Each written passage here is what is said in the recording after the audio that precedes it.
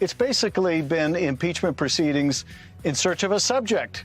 They wanted to impeach Biden, but they couldn't come up with any evidence. But having failed to come up with anything on Joe Biden, they said, well, who else can we impeach? And they settled on Ale Mayorkas, and even they couldn't do that. Next week, I think we're going to impeach a ham sandwich, and who knows where this is going to end. Yeah, this poor soul.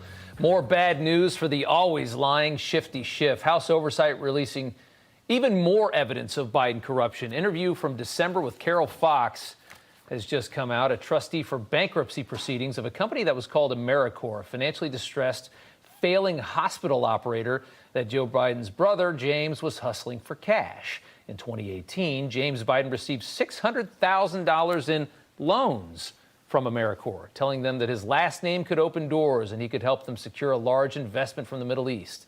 Those loans, in quotation marks, were never repaid, a very common theme with the Bidens and their business.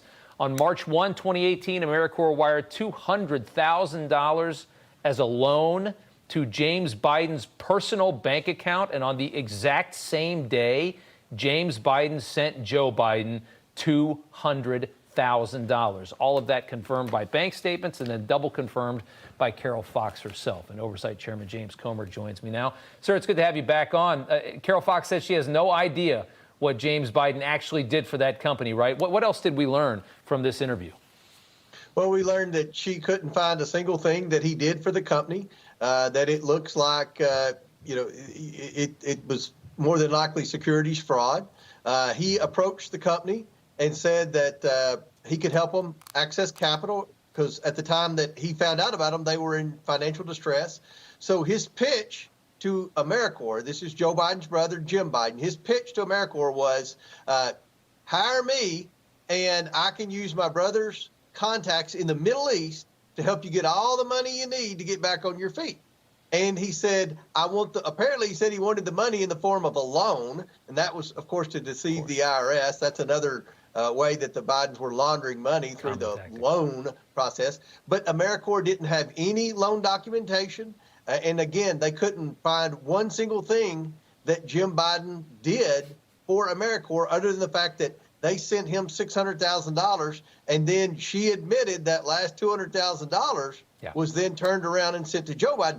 And Rob, that's important in our investigation because that's proof that Joe Biden profited from his family's shady influence peddling scheme. I mean, to go to a company and say, I can help bail you out because my brother's Joe Biden and he knows all these rich people in the Middle East, that's influence peddling. They paid him the money. Joe Biden, it appears, got a third of that influence peddling racket with AmeriCorps help. $200,000. You've got a huge moment coming next week. Tony Bobulinski expected to testify behind closed doors, part of the Biden impeachment inquiry that's going to happen on Tuesday. He was a partner in the China deals. He says Joe Biden was in on all of this. This is going to be a real dagger. Yeah, look, Tony Bobulinski's the one honest guy that appears to have been temporarily in the Biden orbit. He was definitely the guy they depended on to try to negotiate with the Chinese because Hunter Biden didn't have any background with the Chinese other than his last name was Biden and his daddy was vice president.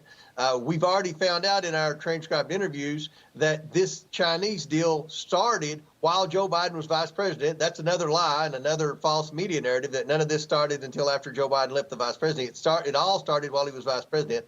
And what I would like to know from Tony Biden is just exactly what Joe Biden's involvement was and what was CEFC. Yeah. We need to learn what was CEFC's objectives because I'm going to go out on a limb, Rob, and say that their objectives from the Chinese state-owned entity was counter to everything that we believe in America, and that may be some answer to why Joe Biden puts China first and America last.